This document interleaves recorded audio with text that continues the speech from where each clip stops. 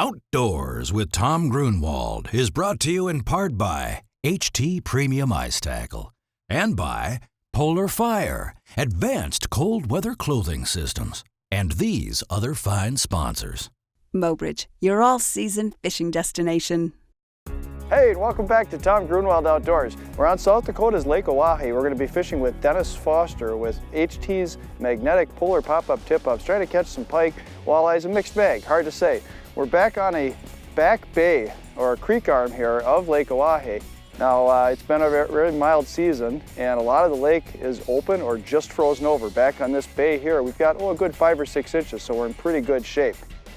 You know, this is a fascinating area. It's a huge, huge body of water. It's actually the 3rd reservoir on the Mississippi River. Coming down, you got Fort Peck, Garrison in North Dakota, and you get in here into South Dakota, and it's obviously South Dakota's biggest body of water when you add up all the acreage. I have no idea how to say what the total number of acres is, but it's huge water. That means big potential for big fish. Certainly numbers of fish, a lot of recruitment. Pretty exciting fishery, and we're really looking forward to this. These polar pop-ups are a little different style of fishing. We fish a lot of polars, polar therms, that sort of thing. These magnetic tip-ups are unique.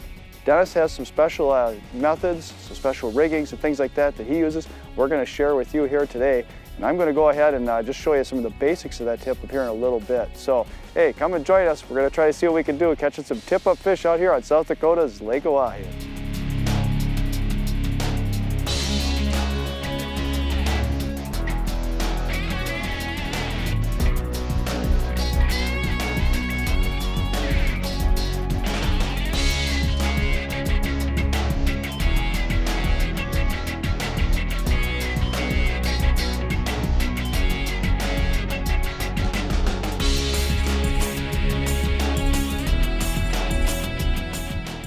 Dennis, this is a huge body of water, and we're obviously limited to where we can fish because of the ice conditions this year. How do you determine where to start looking for fish on a body of water like this? What we're trying to accomplish today is we're actually in one of the major river arms of Oahe, which is the Grand River Arm near the town of Mobridge. It's a major spawning arm. These fish will start showing up late summer, early fall, so we know there's a high population of fish here, also obviously big females. In addition to that, we're actually in a creek arm off of the Grand River, so that's going to help us with our ice conditions. It's not as exposed to the wind, and we're probably sitting on 7-8 inches of ice here. Main body of the Missouri River on Oahe is open. Yeah. So we have safe ice conditions. We obviously have some fish to work with here. We have some structure. Behind us is a fairly major point of the creek arm itself that's coming out. What we're doing is we're just following this broad point out. Okay. There's probably 12 foot of water up in the shallowest. We're going to search for about 40 foot of water where it tapers off into the old creek channel itself. Okay, all right. We're just going to spread our stuff all along here, let the fish tell us where they're at. We're going to go from deep to shallow, jig holes in between, and maybe tighten it up and concentrate in those areas. Now he's going to be ready as soon as you get here. He's right below me. Try to line him up for you. He's coming in decent right now. He's coming from underneath. Ooh, that's a big fish. Yes, it is. That bobber is it. There we go. Yep, help me with that line if you can. He's behaving pretty good for as big as he is at this point. Take it easy. Take it easy. As long as we don't push him too hard, I don't think he knows he's in danger.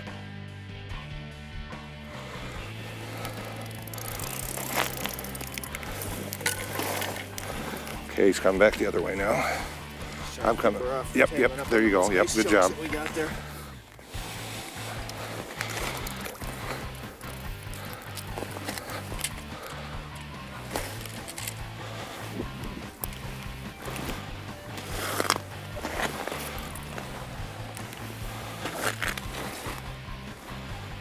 I'm right on the leader. He's going to come. Slowly turn the head. Oh boy, that might be 20. I'm telling you, this is probably in the neighborhood of 15, maybe to 20-pound pike. Big snout, big head, and the fish just keeps making runs. As soon as she sees us, and the head gets up, right here, Tom. She dives right back down. Gaff it. I'll wrestle it up. It's coming up.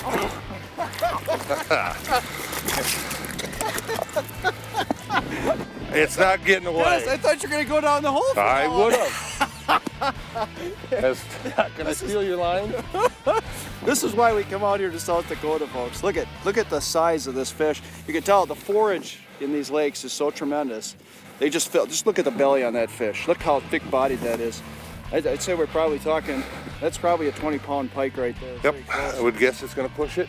Look at the show the head and everything. You know, they talk about big pike, and you hear people call them gators. You just turn his head once toward the camera. I'm trying to. It's hard to hold. If you look at the back side of the head of this fish, it looks just like a big alligator. You can tell why they do that. Wow.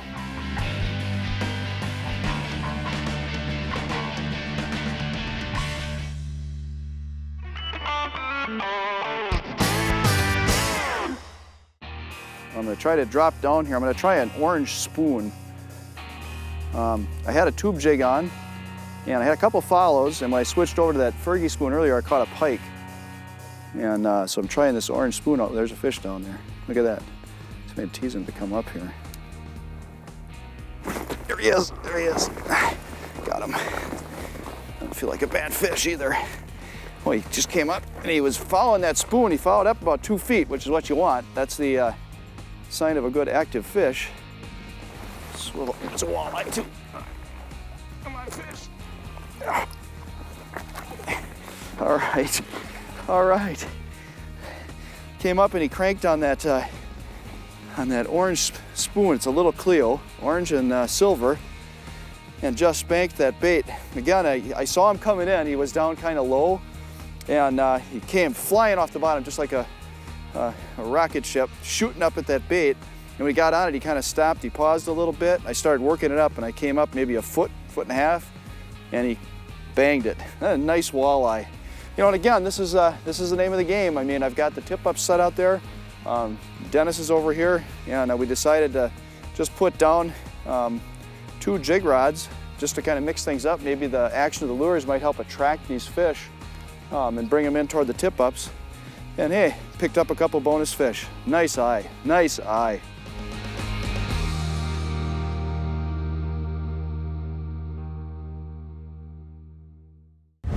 Hey, I just grabbed one of Dennis's polar pop-up tip-ups here, and I'd really like to show you just some of the features of this tip-up. And really the beauty of it is, first of all, it's a fairly high-profile tip-up with this long tube. The tube sticks up, it's easy to see even in deep snow. And when the flags pop up here, your signaling device, that comes up even further. So it's really a great unit. You can see it in a distance, and if you're fishing in deeper snow, it's easy to find and check for bites. Another thing that's really nice about the pop-ups is that this tube is completely enclosed and sealed. There's no lubricants or anything in here, and it's completely freeze-proof. It's an underwater spool, just like most of our standard polar type tip-ups, which means that the line won't freeze. And all I have to do to set this is align the magnet with the bottom of the tube, which also has the bottom of the shaft aligned on it. And when those 2 magnets are lined up, that holds the shaft in place. Now when a fish bites and the spool turns, flag pops up. It's just that simple. No mechanical devices to freeze up, no problems with wind, no problems with anything. Just perfect, simple, easy to use system. And Dennis has taken his tip-ups, he's modified these in a number of ways. I'm going to let him share those with you in a moment, just to make the tip-up even more effective so you can really see those bites. But this is a super system. If you do a lot of ice fishing, it's great multi-species.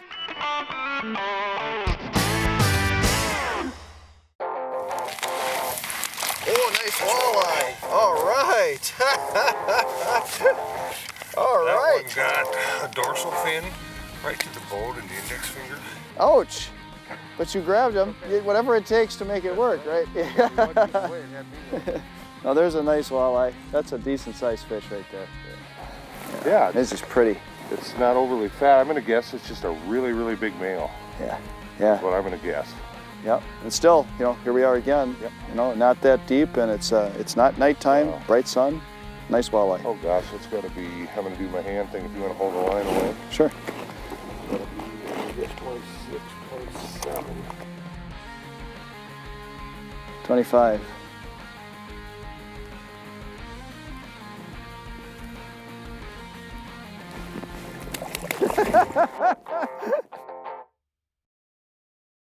These are some of the modifications to the polar magnetic pop-up. First of all, I'm going to start from the bottom up. This is a premium hook. It's a wide-gapped hook, which helps when fishing large chubs, which I do exclusively. I think that does help attract some bigger fish on a consistent basis. We're running a mono leader, typically 10, 12, maybe up to 15 pounds.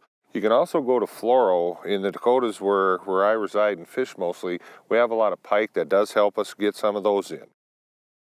One thing that does help this out quite a bit, you'll see I have a bead there, and then I've got a very light attractor, and that's a Maxillor smile blade. And what that'll do is flip around as that chub swims around. It adds just a little bit of flash, an addition of color, and it's a great attractor. Coming on up the line, we're going to go to a number 4 split shot. That's enough to hold the bait down but not subdue it, especially in deeper water. It's nice to get it down quickly.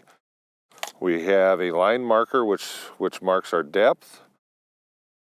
Continuing on, this all goes into a snap swivel, which goes into a main line of braided line. This is a 65-pound super line that's braided.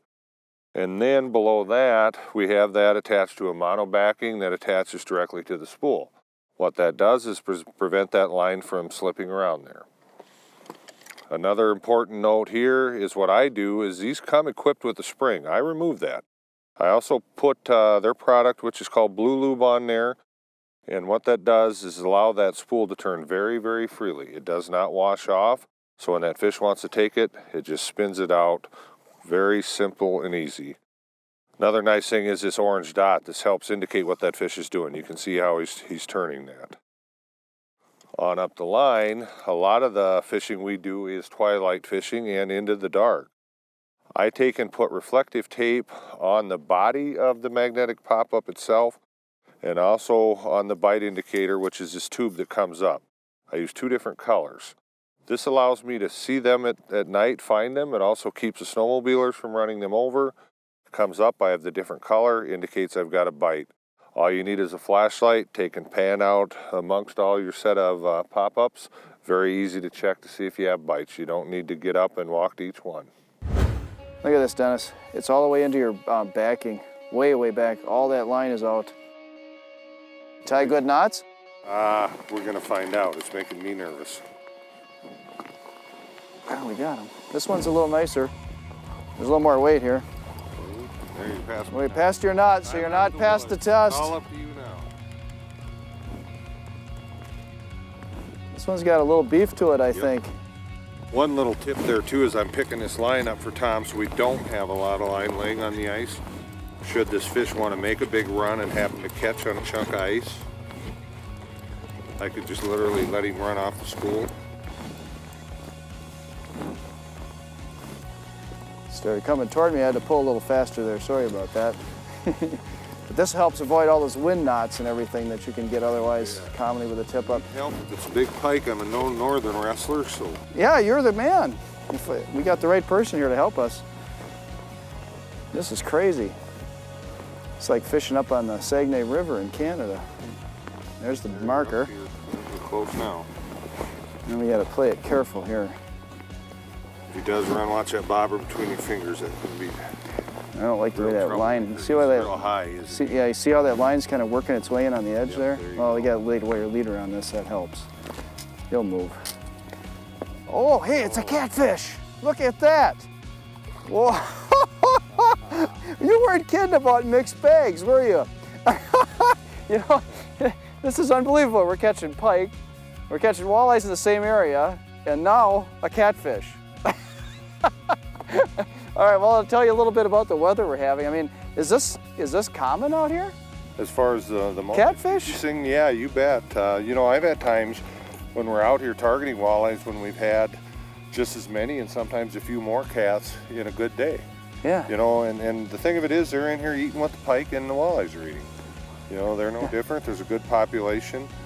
We're back in one of the major river arms of Oahe, which is the Missouri River Impoundment. And then on top of that, we're in a creek arm off of that river arm. Yeah. So these catfish do get towards the back end of these. So Sure. that Well, explains look why at that. he's here. You know, well, you hear about people catching catfish through the ice, and now we know that it can happen.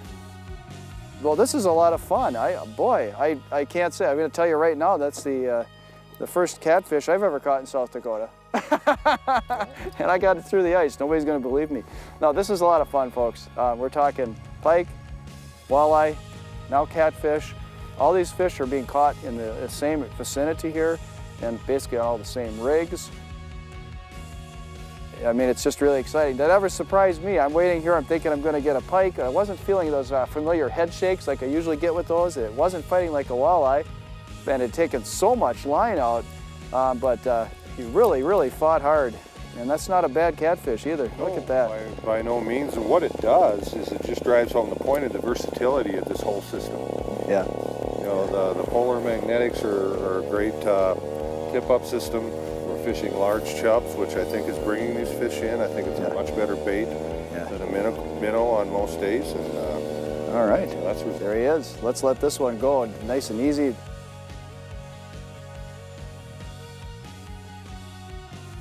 Oh yeah, she's gonna give her. There we go, nice fish, all right.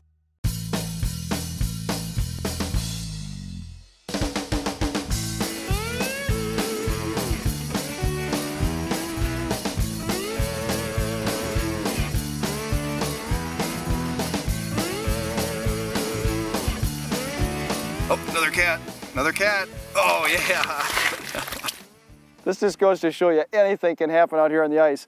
Hey, let me tell you, like I always say, nothing beats ice fishing, nothing. Ah, a little walleye again, all right. So now here we've got that break where we're going from the shallow flat, kind of gradually drops off, and then it hits that actual channel, that flooded channel down here, and that's what we're fishing right now.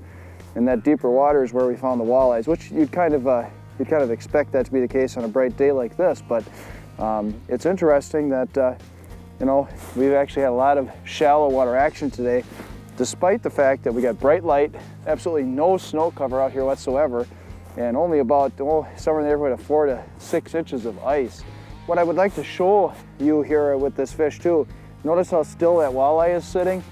For some reason, and I had a walleye tournament fisherman show me this, if you grab a walleye by the belly, just kind of rest them up like this, they'll just lay and they will not move around. It's easy to hang on to them then if you want to take a photo or remove the hooks or what have you. I'm not sure why that works, what the reason is for it, but it is true. Just kind of grab them gently by the belly, lift them up, and they won't flop around at all while you try to work with them, releasing them, moving the hook, or taking a photo. So it doesn't make a difference what size they are. For some reason, that seems to just make the fish sit still. The system that we're using is largely chub based, and with any luck at all, I prefer to use chubs. We did have a full bucket of chubs earlier today. The pike have mainly cleaned us out of them, but there is a little trick, and I'll use this when I run out of bait, or at times you can't find a bait shop with chubs. What I'll do is find 2 of the biggest fatheads that you can find in your bucket. Hook one just as you typically would, up through the bottom of the lips and through the head. That's just a standard fashion. Then what I'll do with the second minnow is I'll take him and I'll turn him upside down, and I'll hook him towards the end of the tail, still in some fleshy parts that'll hold the hook. And what that'll do is that guy's going to be upside down and he's going to continually try to right himself. In the process, he's going to fight the normally hooked minnow. So what that does, it creates quite a bit of commotion down there, and we can get the image of a higher profile bait, a bigger profile bait, which can help us out when these fish are keying on the bigger baits.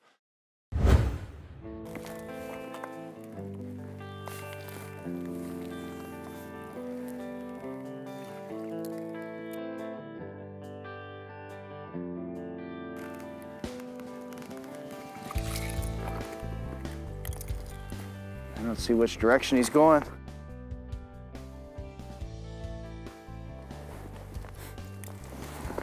Well, there he is. There it is.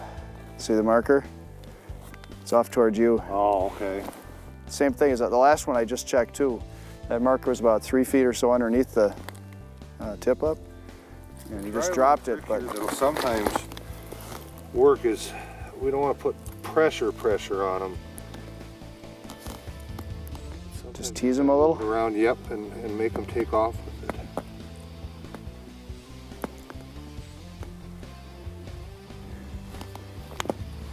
He's either dropped it or he's laying there with it. Yeah, yeah, the last one I had dropped it. He just took it down like that and stopped. Oh, okay. Got him? All right, good, good, good. Keep coming. Any size? A little walleye, maybe. He's not No? doing a lot of hits. Oh, No. little northern. All right, oh, there you go. Well, more action. Hey, I'll tell you what, we're starting to drop the light a little bit, so we might move up a little shallower and move some lines in there for walleyes. It's been an awfully great day out here. You know, again, big water. Obviously, there's a lot of fish out here. There's an excellent amount of habitat. There's a huge forage base out here to support a tremendous fishery, and ability, of course, to produce some trophy fish like we saw with that big pike today. Hey, thanks a lot for joining us here on Tom Gruenwald Outdoors. Appreciate you coming along for the ride. Lake Oahe, South Dakota. If you want to try doing a little bit of fishing, pike and walleyes, mixed bag, this is the place to do it. And the action is hot. If you spin around, we got another one up behind. Got another flag. Just keep running. It's constant, people. We'll see you again next time on Tom Gruenwald Outdoors. Dennis, thank you.